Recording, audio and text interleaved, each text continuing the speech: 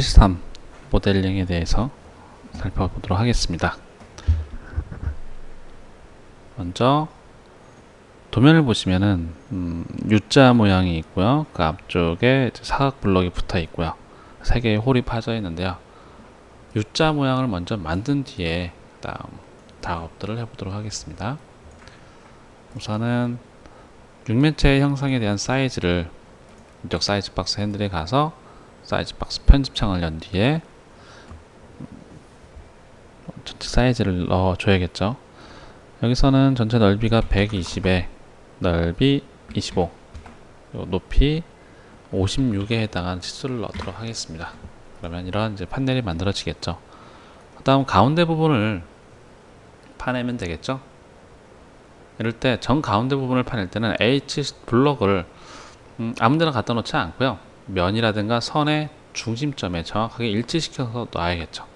이때 초록색 점이 표시가 되어 있는데요. 이곳에 커서를 가져다 대시면은 녹색 점으로 바뀌는 걸 볼 수가 있습니다. 이때 버튼을 떼줘야만 정확하게 중심점에 가서 형상이 만들어지도록 되어 있죠. 그 다음 이 형상은 양쪽으로 120 빼기 26 빼기 26만큼 더 길어져야 돼요. 자, 이럴 경우에는 첫 번째 핸들을 먼저 선택을 해주고요. 그 다음 키보드의 컨트롤 키를 눌러진 상태에서 맞은편 핸들을 선택을 해주게 되면은 양쪽의 핸들이 같이 선택되는 걸 볼 수가 있죠. 이때 더블 클릭해 주게 되면은 치수값을 넣을 수 있는 창이 열리도록 되어 있습니다. 그러면 120 빼기 26 빼기 26이라는 값을 넣었을 때 양방향으로 중심을 기준으로 늘어나는 걸 보실 수가 있을 겁니다.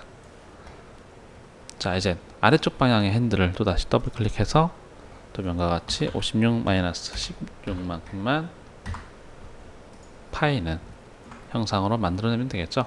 자, 이렇게 해서 U자 모양을 만들어 놨고요.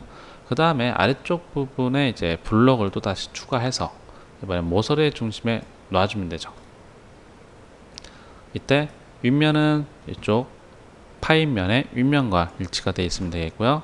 자, 바닥면은 이쪽 모서리와 일치가 되어 있으면 됩니다. 이때 1000분의 1mm라도 서로 면과 면이 일치가 안 되어 있으면 선이 나오도록 되어 있어요. 이런 식으로요. 그래서 이런 선들이 표시가 되어 있을 때는 다시 한번 면이라든가 선 또는 꼭지점에 일치를 시켜서 이런 모서리가 나타나지 않도록 수정을 해주시는 게 좋겠습니다. 자, 이쪽 앞쪽 블럭에 대해서도 이쪽 방향과 이쪽 방향은 컨트롤 키를 이용해서 양방향으로 움직이도록 설정을 해놔야겠죠. 그 다음 치수값을 입력을 하기 위해서 더블 클릭을 했습니다. 자, 여기는 44만큼만 치수가 주어지면 되겠고요. 그 다음 돌출된 거리는 이쪽 방향으로 전체가 56에서 25만큼만 더 길어지면 되는 거죠. 자, 이렇게 해서 외곽을 모두 만들어 놨고요. 이제는 홀들을 뚫어 볼 거예요. 자, 우선 이쪽 아래쪽 홀에 대해서 먼저 뚫어 볼 건데요. 이 아래쪽 홀에 대한 위치는 이 모서리의 중심에서부터 안쪽으로 16만큼 떨어진 곳에 가 있습니다. 그러면 H 실린더를 모서리의 중심점에 가져다 놓고요. 그 다음 사이즈를 입력을 하는 방법을 사용해서 홀의 크기를 먼저 맞춰 놓을 수가 있죠. 그런데 현재 위치에서부터 16만큼만 이동하면 되죠. 자, 아까도 말씀드렸지만 항상 이동을 할 때는 F10을 눌러 주거나 트라이블 아이콘을 클릭을 해서 트라이블 도구를 실행을 하셔야 합니다.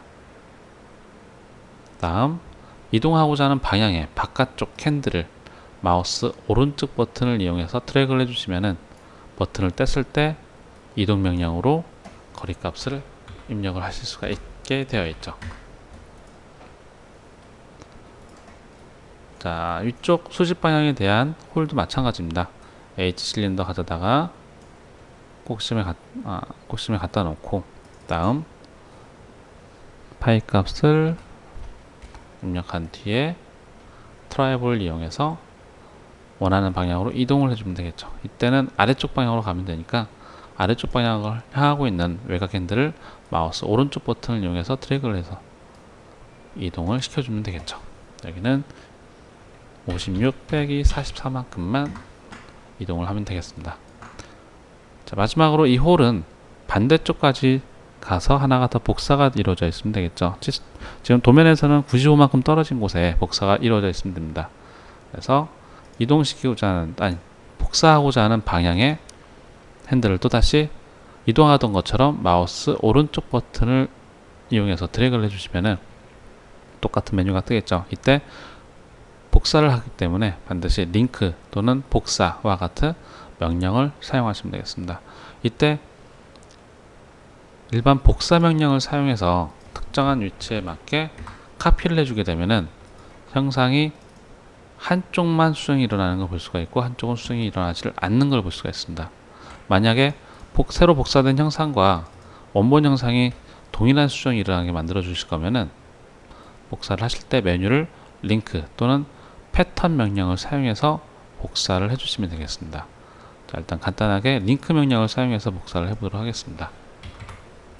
하나를 95만큼 떨어진 곳에 더 복사를 하게 되는 거죠. 이때 복사된 형상을 클릭을 해주게 되면 서로 링크되어 있는 것들끼리는 이런 식으로 점선으로 하이라이트해서 보여주게 되어 있고요. 한쪽이 수정이 일어나면 다른 한쪽도 수정되는 형태를 볼 수가 있습니다. 그리고 링크로 복사된 형상들은 선택을 하고 마우스 오른쪽 버튼 클릭을 해서 팝업 메뉴를 띄웠을 때 링크 해제 명령을 사용할 수가 있습니다. 그래서 언제든지 서로 간에 링크를 끊어서 각각의 수정이 일어나도록 만들어 줄 수도 있죠. 자, 방금은 이 홀을 move copy 명령을 사용해서 복사를 해봤는데요. 만약 이게 거리값이 아닌 대칭 복사가 이루어져야 될 경우라면 트라이브를 이용한 미러 카피가 가능하겠죠. 보통 미러 카피를 할 때는 항상 중간 위치에 어떤 특정한 면이라든가 또는 선이 필요하죠. 그걸 대신하는 게 바로 트라이블입니다.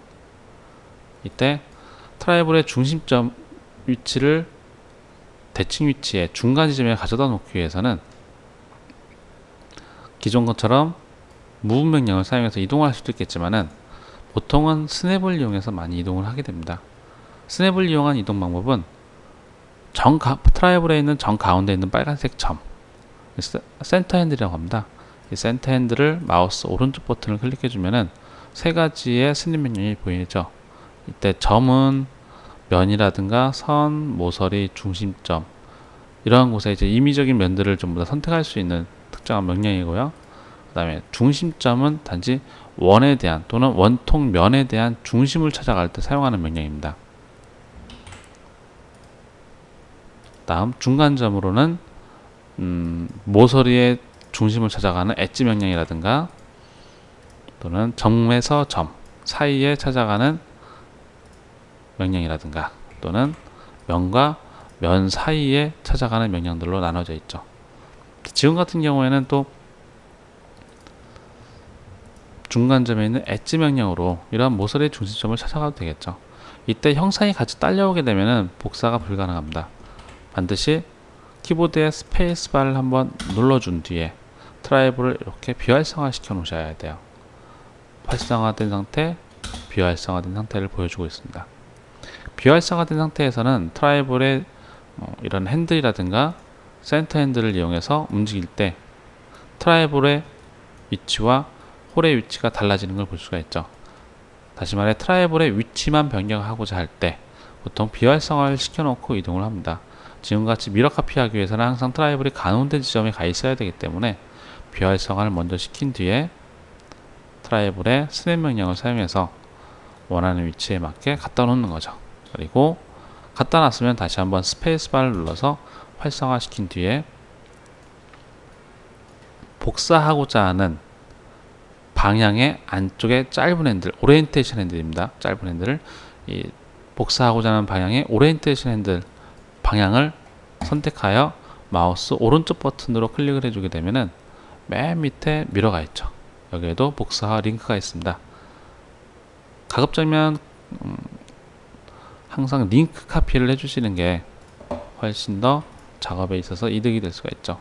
아무래도 복사된 형상들은 함께 수정되는 경우도 많죠. 그래서 지금과 같이 링크 카피를 하는 경우가 많고요. 그 다음에 복사를 할 때 링크 카피를 한 것과 일반 카피를 한 것들은 것들은 이제 파일 사이즈 자체도 많이 차이가 납니다. 어떤 경우에는 10배가량 차이가 날 수도 있는 경우까지 발생을 하기 때문에 가급적이면 복사를 하실 때 링크 카피를 이용해서 복사를 해주시는 게 파일 사이즈도 가볍게 해줄 수 있는 장점을 가지고 있죠.